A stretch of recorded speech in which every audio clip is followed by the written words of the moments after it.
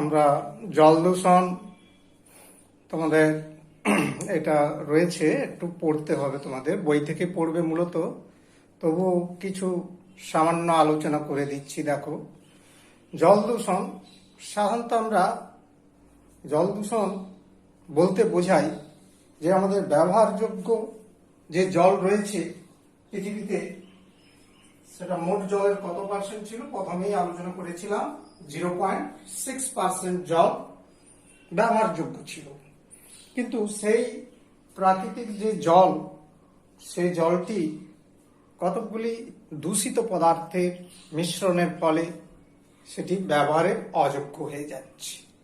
হ্যাঁ, তো সেই ব্যবহারের অযোগ্য হওয়ার কারণে আমরা সেটাকেই জল দূষণ বলে থাকি। সাধারণত আমরা প্রাকৃতিক উৎস বা মানুষের সৃষ্ট কতগুলি কারণে ব্যবহারযোগ্য জলটি, প্রাকৃতিক যে জলের ভৌত, রাসায়নিক, জৈব রাসায়নিক তার পরিবর্তন ঘটে থাকে, তার ফলে ওই জল ব্যবহারের অযোগ্য হয়ে যায়। আর এই ঘটনাই জলের দূষণ। আমরা যেটা এখানে লিখে দেখাচ্ছি, দেখো, কোন কৃত্রিম বা প্রাকৃতিক কারণে ব্যবহারযোগ্য প্রাকৃতিক জলের ভৌত ও রাসায়নিক বা জৈব রাসায়নিক পরিবর্তনের ফলে ওই জল ব্যবহারের অযোগ্য হয়, এই ঘটনাকে জলের দূষণ বলা হয়। আর যেসব পদার্থ ব্যবহার্য জলের গুণগত মান কমিয়ে দেয়, সেই পদার্থগুলোকে বলা হয় জল দূষণ।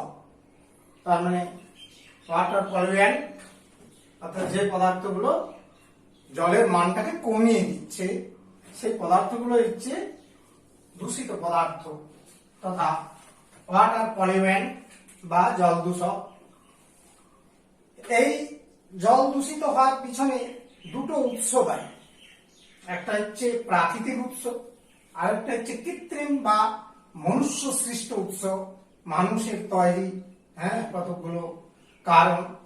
তার মানে প্রধানত দুটি উৎস থেকে জল দূষিত হয়, একটি হচ্ছে প্রাকৃতিক উৎস, আর একটি হচ্ছে কৃত্রিম বা মনুষ্য সৃষ্ট জলের মনুষ্য সৃষ্ট উৎস। এবার দেখো, প্রাকৃতিক উৎস এগুলো কেমন বিষয়টা, সেটা তোমরা বিভিন্ন ভাবে জেনেছো, যেমন ভূগোল পড়তে গিয়েও জেনেছো বা বিজ্ঞানের অংশেও জেনেছো যে আগ্নেয়গিরির অগ্নুৎপাত যে ঘটে, তার ফলে সেখানে নির্গত বিভিন্ন যে রাসায়নিক পদার্থগুলো সৃষ্টি হয়। পাহাড় পর্বত থেকে ধস নামে, সেটা এই যে অতি বর্ষণের ফলেও তোমরা শুনে থাকো যে পর্বত বা পাহাড়ে ধস নেমেছে। সেই ধস ভূমিক্ষয়, পলিমাটিগুলো পরপর ক্ষয়ে গিয়ে পলিমাটি রূপে সেগুলো এসে জলের মধ্যে মিশে যাচ্ছে।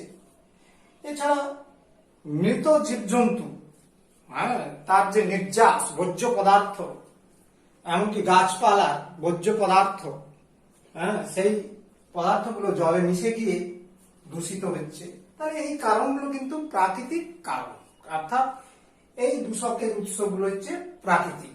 এগুলো হচ্ছে প্রাকৃতিক উৎস বলে আমি এখানে অলরেডি পয়েন্টেড করে দিয়েছি। দেখো, প্রধানত আগ্নেয়গিরির অগ্নুৎপাতে নির্গত বিভিন্ন পদার্থ, পাহাড় পর্বত থেকে নেমে আসা ধস, ভূমিক্ষয়, মৃত জীবজন্তু বা গাছপালা, ভোজ্য পদার্থ ইত্যাদি জলে মিশে গিয়ে জল দূষিত হয়। অ্যানাদার সোর্স, সেটা হচ্ছে কৃত্রিম বা মানুষের সৃষ্টি। আমরা আজকাল কৃষিকার্যে আমাদের দীর্ঘদিন ধরে ফলন বৃদ্ধি করার জন্য, অর্থাৎ উচ্চ ফলনশীল চাষের ফসলের জন্য আমরা রাসায়নিক সার, ঔষধ অর্থাৎ কীটনাশক, পেস্টিসাইড তার মানে আগাছানাশক ইত্যাদি পদার্থ আমরা ব্যবহার করে থাকি, ছত্রাকনাশকও ব্যবহার করে থাকি। তো সেই যে রাসায়নিক পদার্থগুলো, সেগুলো কিন্তু সবই তোমার কৃষিতে ব্যবহৃত, মানে পুরোপুরি জমিতে যখনই দিচ্ছে মাটিতে, সেগুলো কিন্তু পুরোপুরি খরচ হয়ে যাচ্ছে না। তার যে উদ্বৃত্ত অংশটা থেকে যায় মাটিতে, সেগুলো হচ্ছে কি হয় না বৃষ্টির জলে ধুয়ে বাহিত হয়ে বিভিন্ন জলাশয় যেমন পুকুর, ডোবা, খাল, বিল, হ্যাঁ ইত্যাদি, বা বড় বড় জলাশয় রয়েছে, সরোবর ইত্যাদিতে গিয়ে মিশে যাচ্ছে। তার মানে এই যে কৃষিজ কারণে যে দূষক পদার্থগুলো জলের মধ্যে মিশে যাচ্ছে, এগুলো কিন্তু মানুষেরই সৃষ্টি হয়ে আমাদের ঘটনাটা ঘটাচ্ছে। এখানে আমি যে পয়েন্টটা করেছি, ওই কৃষি ফসলের ফলন বৃদ্ধির জন্য জমিতে জৈব ও অজৈব সার এবং কীটনাশক, যাকে পেস্টিসাইড বলি আমরা, ছত্রাকনাশক, আগাছানাশক, হ্যাঁ আগাছা দমন করার জন্য আজকাল যেমন তুঁতে ব্যবহার করা হয়, ছত্রাকনাশক, হ্যাঁ ইত্যাদি ব্যবহার করা হয়। এবার বৃষ্টির জলে ওইসব বিষাক্ত পদার্থের কিছু অংশ বাহিত হয়ে পুকুর, খালবিল, নদী নালা বা বড় জলাশয়ে হ্যাঁ জলে মিশে গিয়ে জল দূষিত হয়। তাহলে এই হচ্ছে একটা পয়েন্ট, মনুষ্য সৃষ্ট যে বর্জ্য পদার্থগুলো হচ্ছে ওই পুকুর মানে বিভিন্ন জলাশয়ে পড়ে গিয়ে জল দূষিত হয়। এছাড়া দেখো গৃহস্থালির যে কার্যকর্ম আমরা করে থাকি, বাড়ির যে কাজকর্মগুলো করে থাকি, যেমন আমরা ডিটারজেন্ট, সাবান ইত্যাদি এগুলো যে ব্যবহার করি, হ্যাঁ বা বাসনপত্র হ্যাঁ পরিষ্কার করা, তার খাবারের উচ্ছিষ্ট অংশ ইত্যাদি, এগুলো কি হয় না ওই জলে গিয়ে মিশে যায়, হ্যাঁ সেটাও একটা ঘটনা। আর আর হচ্ছে একটা বিশাল সংখ্যক মানে দূষক এসে হ্যাঁ জলাশয়ে পড়ে যায়, যেটা হচ্ছে কলকারখানা থেকে সৃষ্ট বিভিন্ন রকমের রাসায়নিক পদার্থগুলো জলাশয়ের মধ্যে পড়ে গিয়ে জলকে দূষিত করে। সেই পদার্থগুলো এইভাবে তাহলে কলকারখানা থেকেও বেশ কিছু দূষক পৌঁছে যায়। সেটা তিনটা শ্রেণীর দূষক কলকারখানা থেকে কিন্তু জলের মধ্যে মিশে যায়। একটা হচ্ছে জৈব পরিপোষক দূষক, আরেকটা জৈব দূষক এবং আরেকটা হচ্ছে অজৈব দূষক। তাহলে আমরা যে কথাটা বললাম, দেখো কৃত্রিম উপায়ে এছাড়া কলকারখানা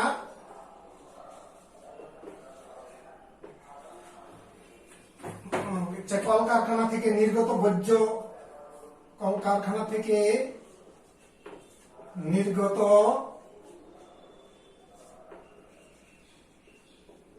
বর্জ্য পদার্থ, হ্যাঁ বর্জ্য পদার্থ কলমটা নিতে হবে। আচ্ছা দেখো যে কলকারখানা থেকে নির্গত বর্জ্য পদার্থ দ্বারা জল দূষিত হয়,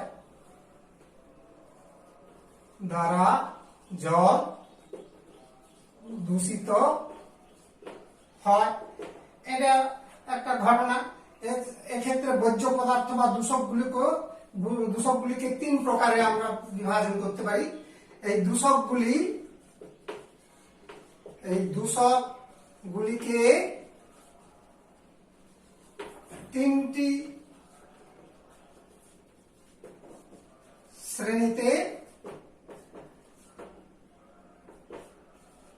বিভক্ত করা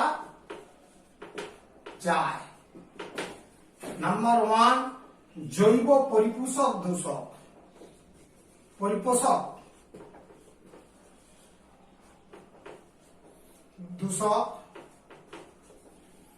নাম্বার 2 জৈব দূষক,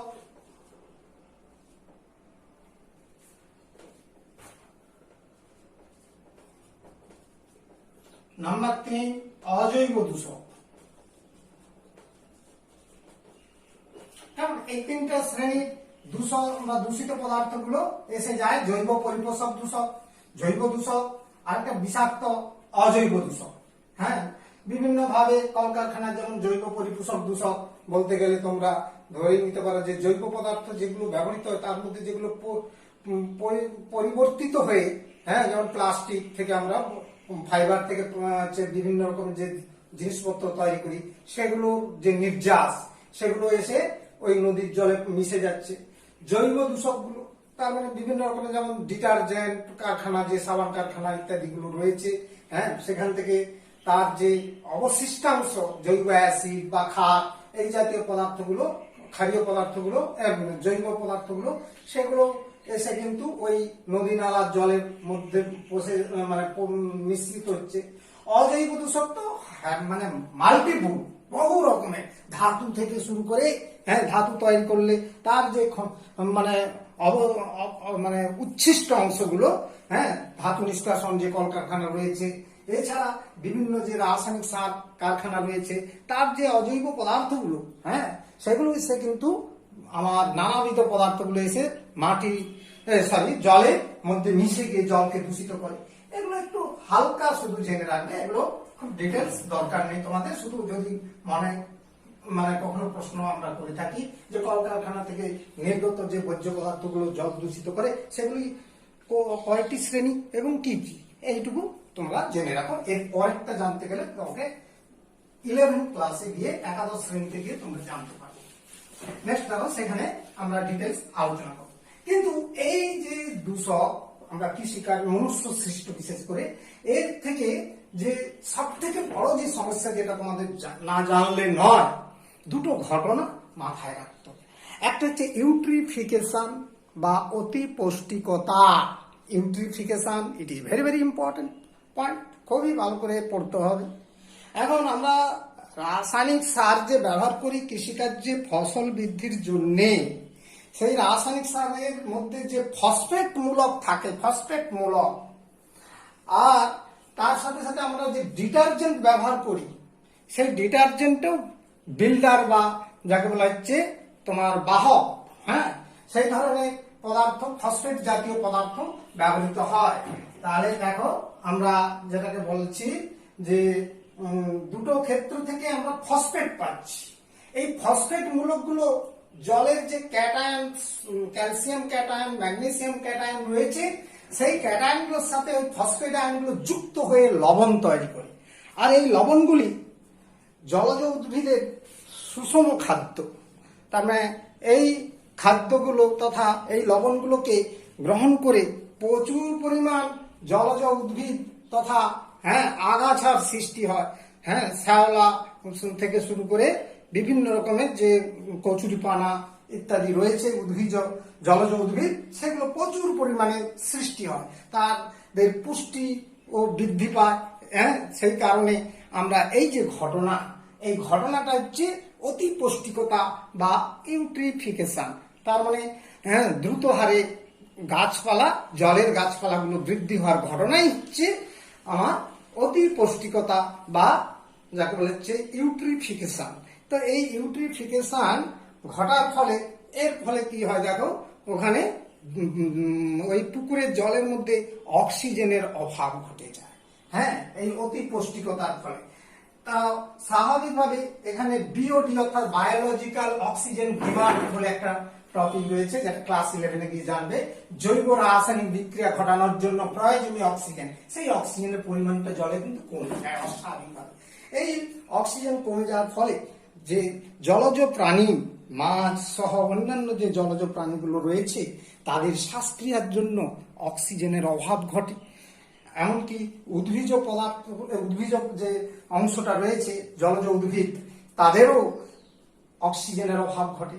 ফলে এই জলজ উদ্ভিদ, প্রাণী, মাছ এগুলো হচ্ছে অক্সিজেনের অভাবে মরে যেতে পারে, মৃত্যু পর্যন্ত হয়ে যায়। আবার ওই মৃত জীবদেহগুলো জৈব অপজাত ঘটনা ঘটে, অর্থাৎ জৈব বিয়োজন, যাকে ইংরেজিতে বলা হয় বায়োডিগ্রেডেশন। সেই বায়োডিগ্রেডেশন তথা জৈব বিয়োজন ঘটনায় প্রচুর অক্সিজেন লাগে, সেই অক্সিজেন খরচ হয়ে যায়। তার মানে এরকম একটা বিশাল সমস্যার সৃষ্টি হয়। এর ফলে হ্যাভি শ্যাওলা তৈরি হয়, অর্থাৎ অত্যন্ত প্রচুর পরিমাণ জলের মধ্যে শ্যাওলা তৈরি হয়। এই শৈবাল সাম্রাজ্যের সৃষ্টি হয়, তাতেও অক্সিজেনের অভাব ঘটে। ফলে শৈবালগুলো পচে যায়। এই শৈবালগুলো পচে যাওয়ার ঘটনা এবং শৈবাল সৃষ্টি হওয়ার এই যে সাম্রাজ্য, এটাকেই বলা হচ্ছে অ্যালগাল ব্লুম বা শৈবাল সাম্রাজ্য বা শৈবাল ব্লুম, এটাকে বলা হয়। তাহলে দেখো, আমরা দুটো টপিক এখানে বিষয়ে আলোচনা করলাম। একটা হচ্ছে অতি পুষ্টিকতা বা ইউট্রিফিকেশন, অতি পুষ্টিকতা বা ইউট্রিফিকেশন, ইউট্রিফিকেশন। কেমন? তাহলে ইউট্রিফিকেশন বা যাকে বলা হচ্ছে অতি পুষ্টিকতা, এই বিষয়টা কি আসছে দেখো। কৃষিকার্যে ব্যবহৃত রাসায়নিক সার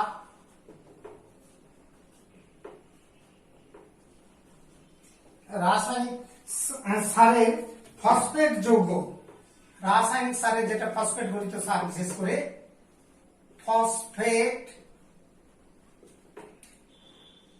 এই আন্ডারলাইন করে দিলাম, ফসফেট যৌগ এবং ডিটারজেন্ট। হ্যাঁ, আমরা ডিটারজেন্ট কিসে ব্যবহার করি না, ডিটারজেন্ট যে জামা কাপড় পরিষ্কার করবার জন্য আমরা ব্যবহার করি, এবং কলকারখানায় যেটা ডিটারজেন্ট তৈরি হয় সেই জন্য আমরা বলছি দেখো ডিটারজেন্টের ব্যবহৃত, ডিটারজেন্টের এখানে ব্যবহৃত কথাটা ব্যবহার করলাম, যে ব্যবহৃত ডিটারজেন্টের হচ্ছে ফিলার।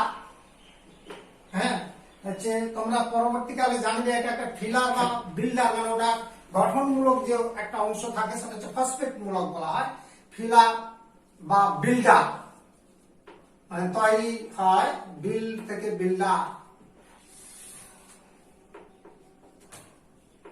তাহলে দেখো ডিটারজেন্টের ফিলার বা বিল্ডার হিসাবে ফসফেট যৌগের কিছু অংশ হিসাবে ফসফেট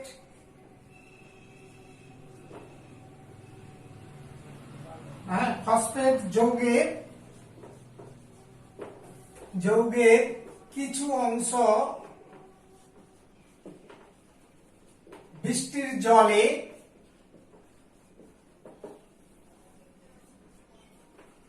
তাহলে এটা হচ্ছে বৃষ্টির জলে কি হচ্ছে না মিশে গেছে, মিশে গিয়ে সেটাকে বলছি বাহিত হয়ে যাচ্ছে, বৃষ্টির জলের মাধ্যমে বাহিত হয়ে জলাশয়ে, বিভিন্ন জলাশয়ে, বিভিন্ন জলাশয়ে মানে পুকুর, খাল, বিল, এইগুলোকে আমরা বলছি বিভিন্ন রকমের যে জলাশয় রয়েছে সেইগুলোতে হচ্ছে মিশলে, জলাশয়ে মিশে গেলে বা মিশলে হচ্ছে জল মধ্যস্থ, জলের মধ্যে যেটা ক্যাটায়ন অ্যানায়ন থাকে, ক্যালসিয়াম আয়ন বা ফসফেট ম্যাগনেসিয়াম ক্যাটায়ন আয়নের সাথে যুক্ত হয়ে লবণ তৈরি করে। তাহলে ওই যে ফসফেট মূলকগুলো, যৌগগুলো এই আয়নগুলোর সাথে যুক্ত হয়ে পুকুরের জলে এই ক্যাটায়ন, ম্যাগনেসিয়াম ক্যাটায়ন বা ক্যালসিয়াম ক্যাটায়নের সাথে যুক্ত হয়ে আমার হচ্ছে কি ঘটে না হচ্ছে একটা লবণ তৈরি করে। এই লবণটা হচ্ছে দ্রাব্য, অবশ্যই দ্রবণীয় লবণ তৈরি করে। আর এই লবণগুলো কি হচ্ছে না জলজ শ্যাওলা ও উদ্ভিদের এই লবণগুলি ব্র্যাকেটে দিয়ে দিচ্ছি, যা দ্রাব্য, হ্যাঁ, বা দ্রবণীয়, জলে দ্রাব্য। এই লবণগুলি হচ্ছে আমার হচ্ছে জলজ শ্যাওলা এবং উদ্ভিদের জলজ উদ্ভিদের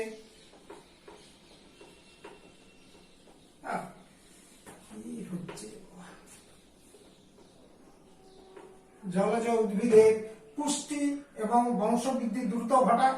হ্যাঁ, উদ্ভিদের বংশবৃদ্ধি ও পুষ্টি দ্রুত হারে ঘটায়। এই ঘটনাকে ইউট্রিফিকেশন বলা হয়। ইউট্রিফিকেশন বলা হয়। দ্যাট ইজ অতি পুষ্টিকতা বলতে এই বিষয়টাকে আমরা বলে থাকি। হ্যাঁ, এর ফলে অক্সিজেনের ঘাটতি হবে জলে। হ্যাঁ, এই ঘটনার ফলে, এই ইউট্রিফিকেশনের ফলে, এর ফলে জলে অক্সিজেনের অভাব হয়, অক্সিজেনের ঘাটতি দেখা যায়। হ্যাঁ, তাহলে অক্সিজেনের অভাব ঘটবে, যার দরুন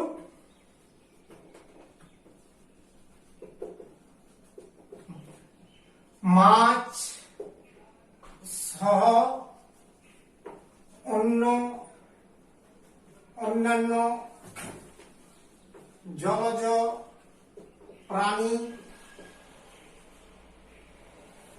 এবং জলজ উদ্ভিদের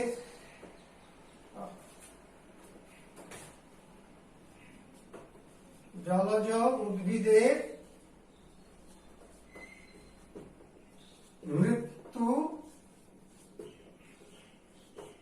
ঘটতে পারে। তার মানে এই ঘটনাটা এইরকম পর্যন্ত সমস্যার একটা সৃষ্টি হয়। এবার দেখো, আবার ওই সব মৃত জীবজন্তু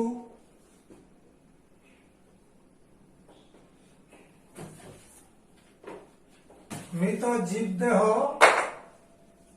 গুলির আমার জৈব বিয়োজনের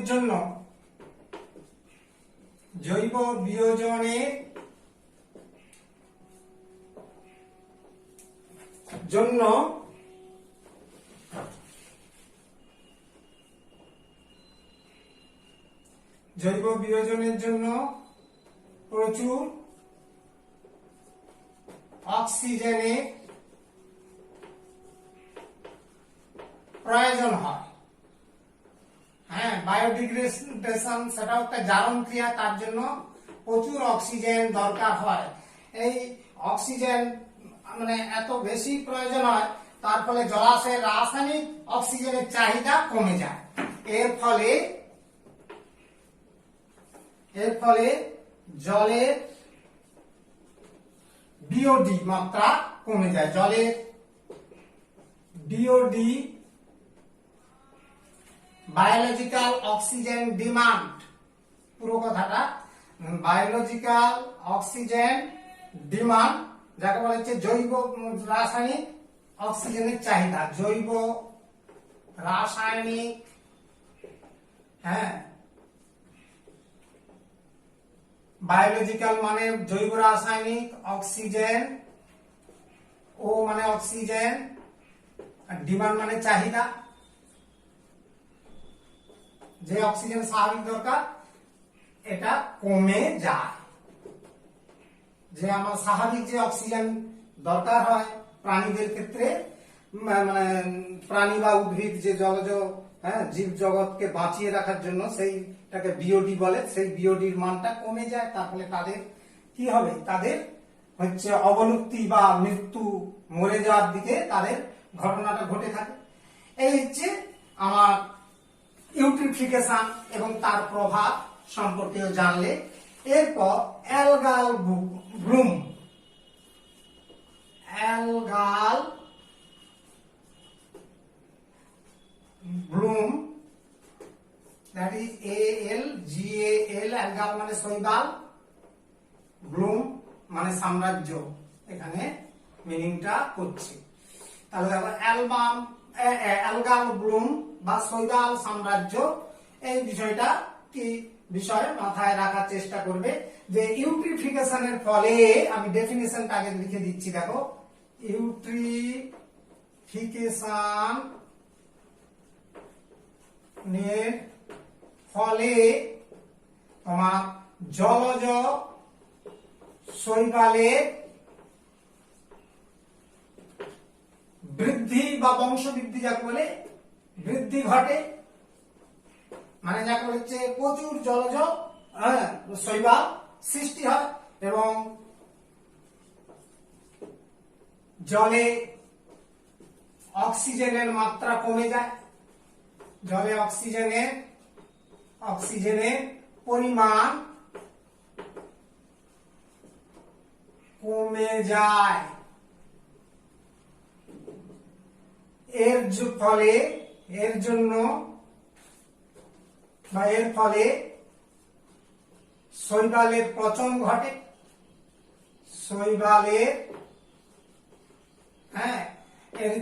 শৈবালগুলো কি হবে না পচে যাবে, তাহলে শৈবালের পচন ঘটে এবং জল কি হবে দূষিত হয়। হ্যাঁ, এই ঘটনাকে আমরা হচ্ছে অ্যালগাল ব্লুম বলে থাকি। তাহলে একে অ্যালগাল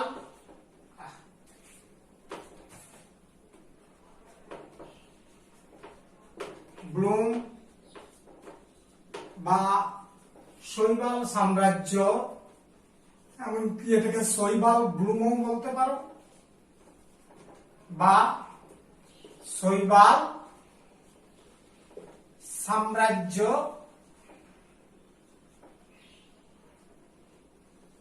বলা হয়। এই হচ্ছে অ্যালগাল ব্লুম বা শৈবাল সাম্রাজ্য বলা হয়।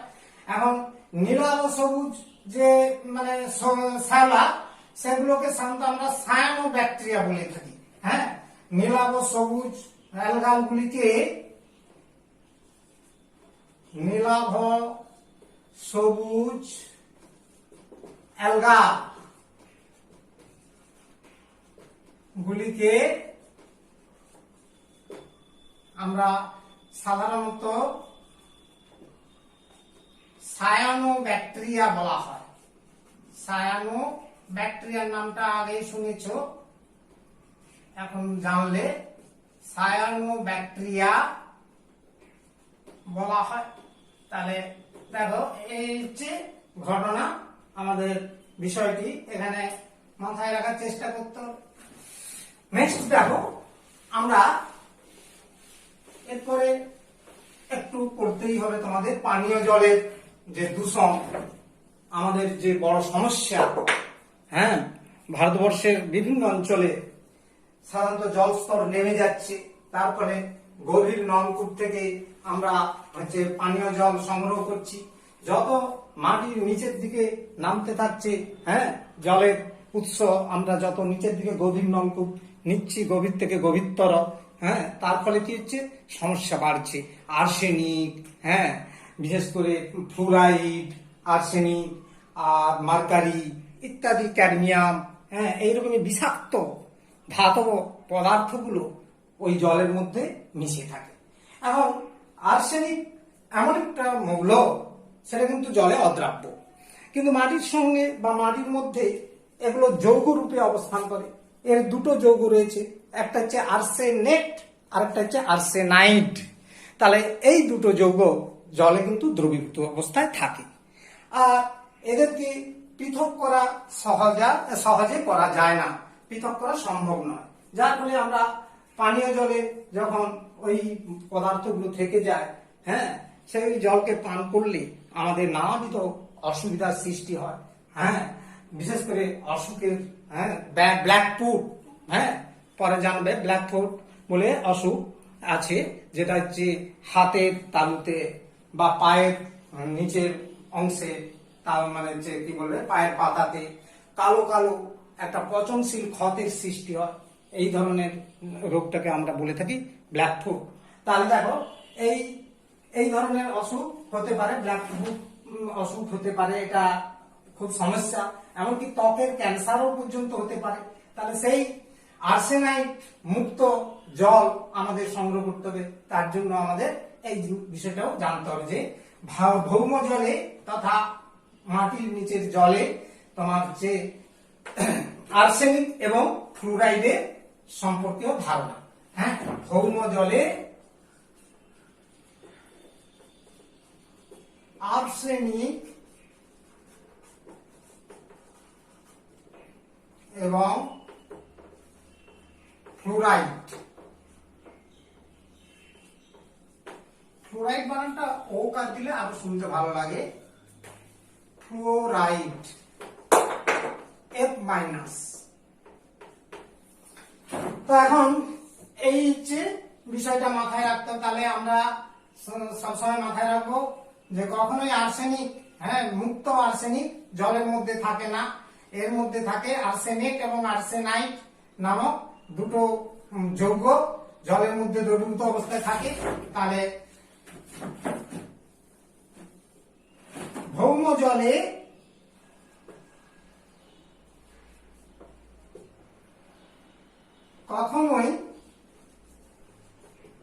কখনোই আর্সেনিক AS মৌল মুক্ত অবস্থায় থাকে না। আর্সেনিকের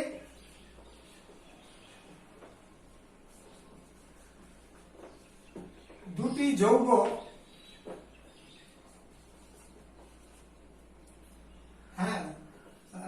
সাধারণত আর্সেনিকের দুটি যৌগ, শুনতে ভালো লাগে, সাধারণত কথাটা লিখি, সাধারণত আর্সেনিকের দুটি যৌগ আর্সেনেট যৌগ এবং আর্সেনাইট।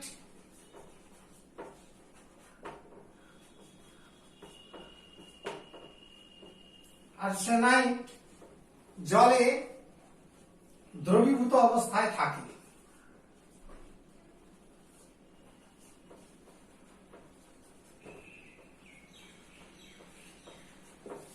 এটা হচ্ছে এর উৎস হিসাবে মাথায় রাখতে হবে তোমাদের। তাহলে বিশেষ করে গভীর নলকূপের সাহায্যে ভৌম জলকে যদি আমরা তুলি, বিশেষ করে গভীর সুগভীর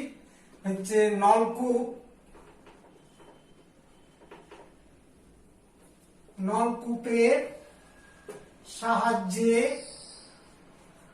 জল তুললে, মানে উত্তোলন করাটাকে বোঝায়, জল তো আচ্ছা তুললে ভাষাটাই থাক, তুললে জলে আর্সেনিকের পরিমাণ বেশি থাকে। আর্সেনিকের ওই দুইটি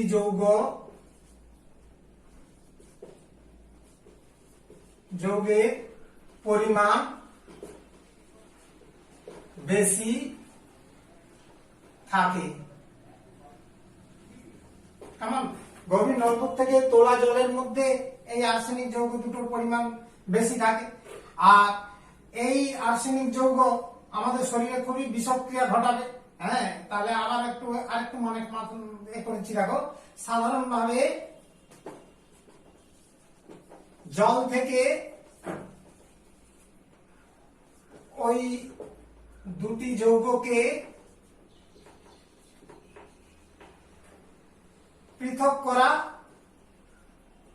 সহজে পৃথক করা যায় না, সহজে আলাদা করা যায় না, আলাদা করা যায় না। ফলে পানীয় জলের সাথে, পানীয় জলের মাধ্যমে আমাদের তথা জীবকুলের শরীরে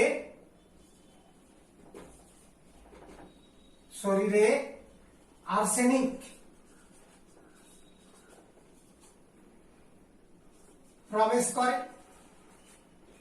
প্রবেশ করতে পারে।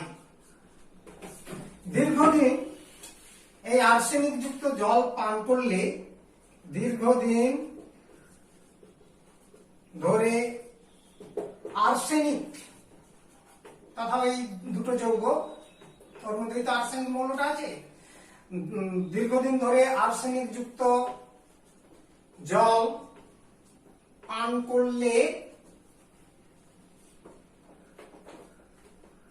করলে শরীরে বিষক্রিয়ার সৃষ্টি হতে পারে। শরীরে বিষক্রিয়া সৃষ্টি হতে পারে। কেমন, শরীরে আমাদের পয়জনিয়াসলি ব্যাপারটা বেড়ে যেতে পারে।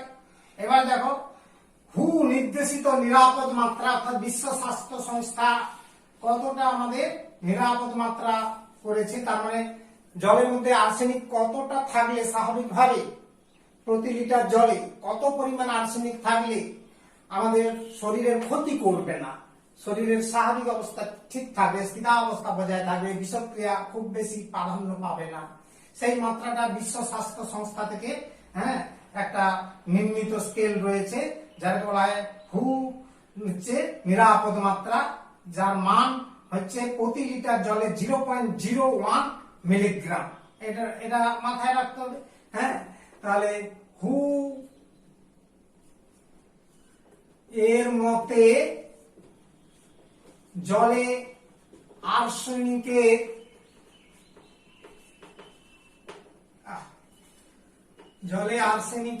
এটা কিন্তু মুখস্থ রাখবে, আর্সেনিকের নিরাপদ মাত্রা, অর্থাৎ এই পরিমাণ থাকলে কোনো সমস্যা সৃষ্টি হবে না। 0.01 মিলিগ্রাম পার লিটার, তার মানে প্রতি লিটারে 0.01 মিলিগ্রাম যদি আর্সেনিক থাকে তবেই আমাদের শরীরের পক্ষে নিরাপদ, ওই জলটা পানীয় জল হিসাবে, যোগ্য হিসাবে পরিগণিত হতে পারে।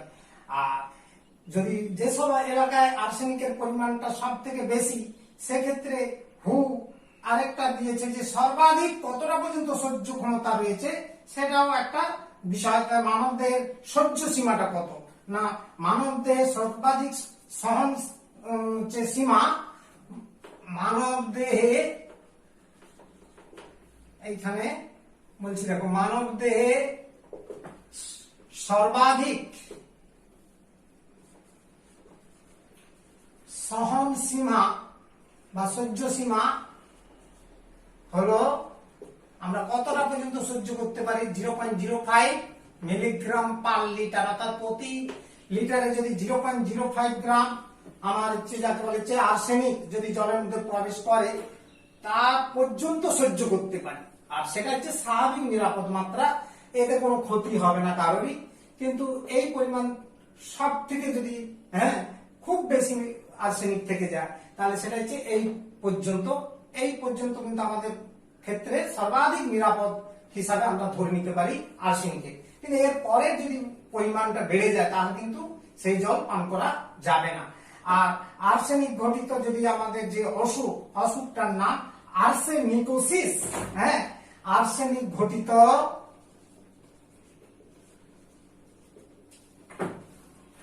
আর্সেনিক যুক্ত জল দীর্ঘদিন পান করলে আমাদের আর্সেনিকোসিস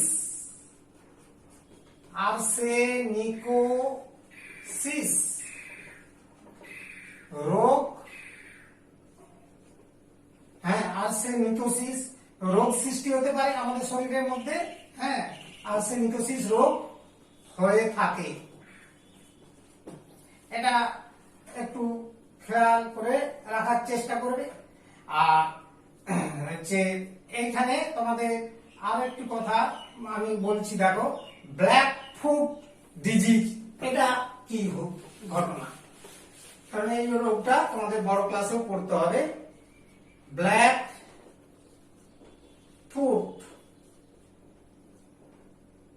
পায়ের পাতা এবং হাতের তালুতে হয়ে থাকে। দীর্ঘদিন ধরে বেশি আর্সেনিক যুক্ত, অর্থাৎ নিরাপদ মাত্রার অতিক্রম করে গেলে, সেই জন্য বলছি বেশি বা অধিক আর্সেনিক যুক্ত জল পান করলে আমাদের হাতের তালু ও পায়ের পাতায়, হ্যাঁ আমাদের এই যে হাতের তালু এবং পায়ের পাতায়, হ্যাঁ পায়ের পাতায় না বলে পায়ের তলদেশে, পায়ের যে নিচে তলদেশে, হ্যাঁ পায়ের হাতের তালু এবং পায়ের তলদেশে কি হবে না কালো পিণ্ডের মতো, কালো পিণ্ডের মতো হচ্ছে, যার ফলে কালো পিণ্ডের মতো পচনশীল ক্ষতের সৃষ্টি হয়। পচনশীল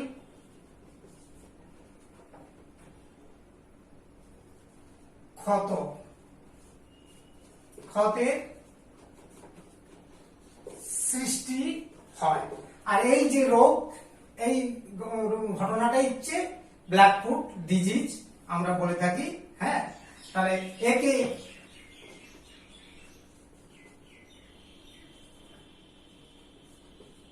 ব্ল্যাক ফুট ডিজিজ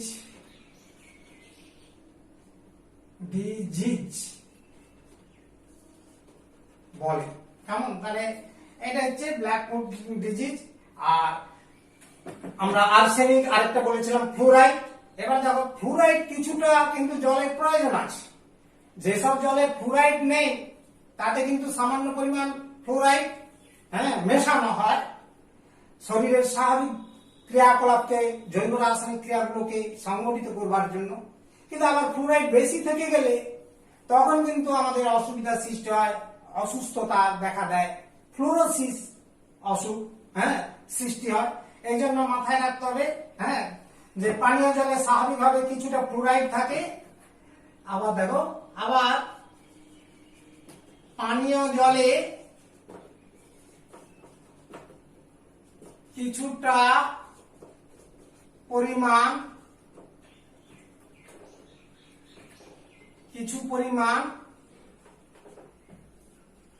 ফ্লোরাইড থাকে। এটা হচ্ছে স্বাভাবিকভাবে ফ্লোরাইডের পরিমাণ একটা থাকতে হবে এবং সেই স্বাভাবিক নিরাপদ মাত্রা হু এর মতে পানীয় জলে তোমার ফ্লোরাইডের নিরাপদ মাত্রা, ফ্লোরাইডের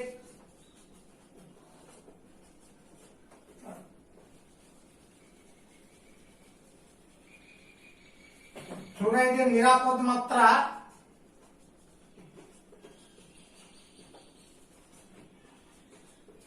1 মিলিগ্রাম পার লিটার এবং সর্বোচ্চ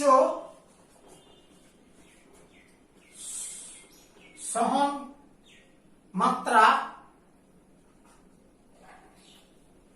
অর্থাৎ কতটা আমরা সহ্য করতে পারি সেটা বলছি, সর্বোচ্চ সীমা বা সর্বোচ্চ সহন সীমা 1.5 মিলিগ্রাম পার লিটার। এটা যে সর্বাধিক আমাদের শরীরের পক্ষে সহন ক্ষমতা হয়। আর অতিরিক্ত ফ্লোরাইড থাকলে জলে, দ্যাট ইজ পানীয় জলে অতিরিক্ত ফ্লোরাইড থাকলে এবং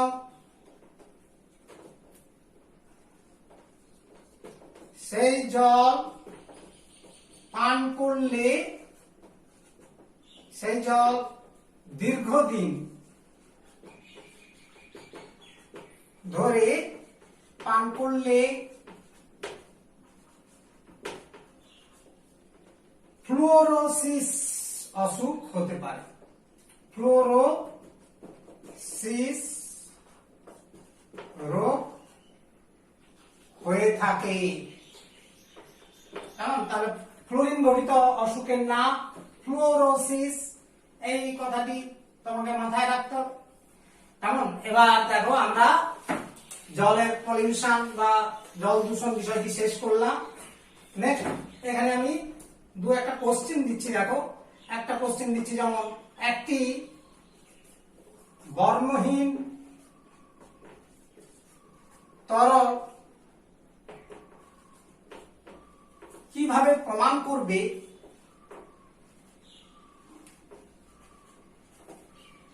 করবে এটি জল। এখন প্রথম প্রশ্নটা দিলাম কি, একটা বর্ণহীন তরল পাত্রে রাখা আছে, বলো ওটা তুমি জল কিনা প্রমাণ করবে কিভাবে। তুমি কি করবে না, একটি টেস্ট টিউবে, হ্যাঁ একটি অ্যান্সার দেখো, একটি ছোট্ট টেস্ট টিউবে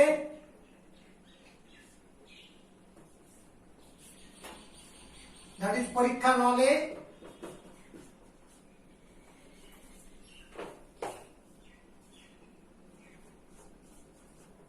ওই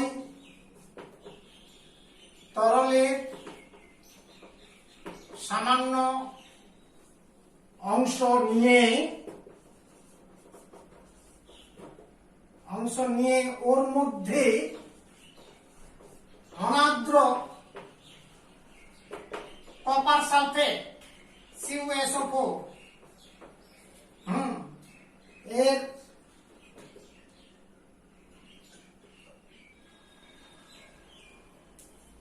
সামান্য কিছু মানে কি বলবে, কিছু পরিমাণ অনাদ্র কপার সালফেট যোগ করলে, হ্যাঁ যোগ করে আলোড়িত করলে মিশ্রণটিকে নাড়তে হবে।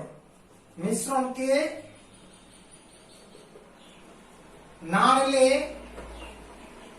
যদি নীল বর্ণের দ্রবণ তৈরি হয়, নীল রঙের, হ্যাঁ ব্লু কালার দ্রবণ উৎপন্ন হয়,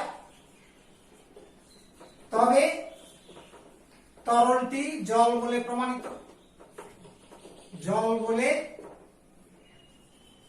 প্রমাণিত হয়। তাহলে এইভাবে আমরা একটা বর্ণহীন তরল জল কিনা বুঝবো কি করে না, তুতে সাদা বর্ণ যখন থাকে, যখন হচ্ছে অনাদ্র অবস্থা থাকবে, সেটা হচ্ছে সাদা রং থাকে, সাদা রঙের পাউডার, হ্যাঁ সাদা বর্ণের অনাদ্র কপার সালফেটের সামান্য, অবশ্যই অতি সামান্য যোগ করলে এবং তারপর এটাকে কাঁচবর্ণ দিয়ে ভালো করে নাড়িয়ে নেবে, তাহলে দেখা যাবে যে দ্রবণটা, যে মিশ্রণটা তৈরি হলো বা দ্রবণটা তৈরি হলো, সেটা নীল বর্ণ হতে হবে। আর নীল না হলে সেটা জল নয়, আর নীল হয়ে গেলে জল। এইভাবে জলকে তোমরা শনাক্ত করতে পারবে। তাহলে দেখো এটা একটা প্রশ্ন আমরা তোমাদের সামনে তুলে ধরলাম। আরেকটা দেখো, আমরা একটু আগে বলেছিলাম যে আর্সেনিক, আমি এই আর্সেনিক মুক্ত জল তৈরি করার ঘটনায় অনেক ভাবে কাজ করেছি ইউনিসেফের আন্ডারে, হ্যাঁ যখন আমি একটা সমাজ সেবামূলক কাজের সঙ্গে যুক্ত ছিলাম, সেটা অনেকদিন, এবং সেক্ষেত্রে এই আর্সেনিক কিভাবে মুক্ত করেছিলাম, অনেক জিনিস, অনেক দূষিত পদার্থ মুক্ত করার প্রক্রিয়া আমাদের করা হয়, কিন্তু তার মধ্যে এই আর্সেনিকটা কিভাবে ওখানে করেছিলাম সেইটা তুলে ধরছি। দেখো যে কিভাবে, কোশ্চেন 2, জলে আর্সেনিক, জলের আর্সেনিককে কিভাবে অপসারণ করবে সেটা দেখাচ্ছি। না তুমি প্রথমে দেখো একটা পাত্রে 20 লিটারের মতো জল নিয়ে নেবে, যে 20 লিটার একটি পাত্রে, 20 লিটার মাপের একটি পাত্রে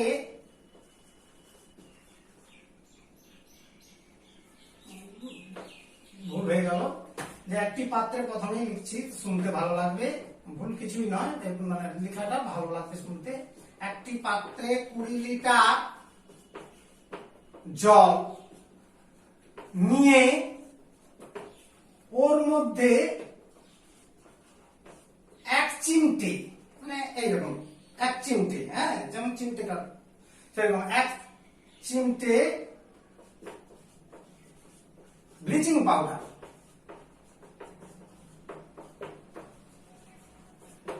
ব্লিচিং পাউডার ও আরেক চিমটে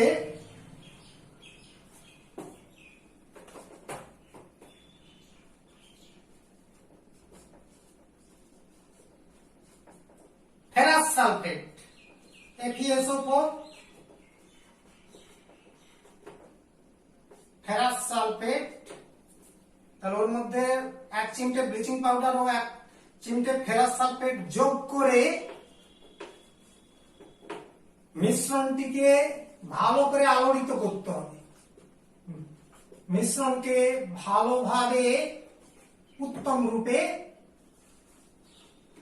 নাড়লে, আলোড়িত করলে আর্সেনিক অপসারিত হয়ে যাবে, মানে থিতিয়ে পড়বে। হ্যাঁ, ওই ফেরাস সালফেট এবং ব্লিচিং পাউডারের সঙ্গে যুক্ত হয়ে আর্সেনিকটা অপসারিত হয়ে নিচে থিতিয়ে পড়বে। তারপর ফিল্টার করে নিতে হবে, জলটাকে ছেঁকে নিলে আর্সেনিক মুক্ত জল হয়ে যাবে। তাহলে আলোড়িত করলে আর্সেনিক হ্যাঁ অপসারিত হয়, অপসারিত হয়ে তৃতীয় পড়ে বা অধক্ষিপ্ত হয়, অপসারিত হয়ে অধক্ষিপ্ত হয়, অধক্ষেপণ দ্বারা। হ্যাঁ, এবং এরপর ওই জলকে ফিল্টার করতে হবে। এরপর ওই জলকে ফিল্টার করতে, ফিল্টার করলে আর্সেনিক মুক্ত জল পাওয়া যাবে, আর্সেনিক মুক্ত জল পাওয়া যেতে পারে। তাহলে দেখো এইভাবে আমরা আর্সেনিক মুক্ত জল পেতে পারি। এবার দেখো তোমাদের আমি এখানে আরো এক দুটি কোশ্চেন বলছি, এটা একটু খেয়াল রাখবে। কোশ্চেন 3, দুটি কীটনাশকের নাম বলো। দুটি কীটনাশক বা পেস্টিসাইডের নাম মুখস্থ রাখবে, নাম লেখো। তোমরা দিনরাত শুনবে বেগন বলে একটা রয়েছে, প্রায় বেগুনে ঢেঁড়সে হ্যাঁ কৃষিকার্যে ব্যবহার করা হয়। এটা একটা কৃষক মানে এ রয়েছে বেগন বৈকার গদম্পন্ন। হ্যাঁ, এই স্প্রেটা স্প্রে করা হয় রেগুলার। এছাড়া অ্যালড্রিন, এটাও শুনবে দেখবে গ্রামের দিকে যাদের বাড়ি তারা জানবে, যেটাকে এন্ড্রিন বলে ভুল উচ্চারণ করে, সেটার নাম অ্যাকচুয়ালি অ্যালড্রিন। হ্যাঁ, অ্যালড্রিন, ডিডিটি, গ্যামাক্সিন,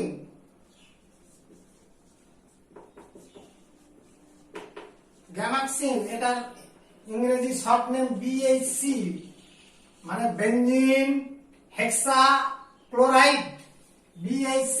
হ্যাঁ, ইত্যাদি। আমি এখানে যেমন 4টা নাম বললাম, এইগুলো মনে রাখলে চলবে এটসেট্রা। হ্যাঁ, তাহলে কীটনাশকের নাম দুটো মনে রাখার চেষ্টা করবে। এবার দেখো আর একটা কয়েকটা দু একটা কথা বলছি, যে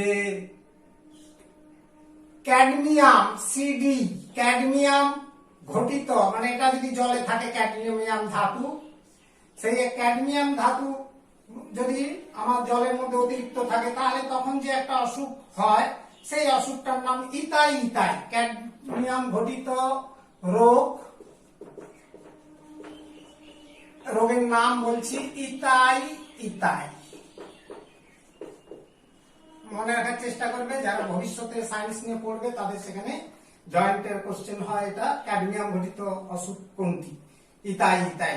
হ্যাঁ, এই ইতাই ইতাই রোগটা কি আমি তোমাদের একটু হালকা করে বলে দিচ্ছি, মনে রাখা যদি পারো রাখবে। গাঁঠে আমাদের যে গাঁট গুলো রয়েছে এগুলো যন্ত্রণা হবে বিভিন্ন জয়েন্ট গুলোতে, জাংশন গুলোতে। হ্যাঁ, এছাড়া হাড় ক্ষয়িত হবে, হাড় ক্ষয়িত হতে পারে, এমনকি ফুসফুসে ক্যান্সারও হতে পারে। হ্যাঁ, এই যে অসুখ, এই অসুখগুলোর নাম একসঙ্গে বলা হয় ইতাই। ইতাই। তাহলে পরিষ্কার হলো, গাঁটের যন্ত্রণা হতে পারে, হাড়ের ক্ষয় হবে, এছাড়া ফুসফুসে ক্যান্সার হবে। এই ক্যাডমিয়াম যদি আমাদের মৌলটি ওই রক্তের মাধ্যমে যদি আমাদের প্রবেশ করে থাকে শরীরে ওই অংশগুলোতে, তার কিন্তু এই ঘটনাগুলো ঘটবে। যার অসুখটার নাম বললাম ইটাই ইটাই। হ্যাঁ, ইটাই ইটাই এই একটা অসুখ। আরেকটা মাথায় রাখবেন মার্কারি, পারদ। পারদ যদি আমাদের পানীয় জলের মধ্যে শরীরে প্রবেশ করে, তাহলে সেই পারদ ঘটিত আরেকটি রোগের নাম আমরা বলছি মিনামাটা। মিনামাটা বা মিনামাটা। হ্যাঁ, পারদ ঘটিত যে অসুখটা, এটা হতে পারে। এটা কি হতে পারে না, মানুষ বিকলাঙ্গ হয়ে যাবে। হ্যাঁ, এই রোগটার লক্ষণ কি না, মানুষ বিকলাঙ্গ হয় এই মার্কারির প্রভাবে। এমনকি মৃত্যুও পর্যন্ত হতে পারে, খুব বেশি হলে এমনকি মৃত্যু পর্যন্ত ঘটতে পারে যে রোগে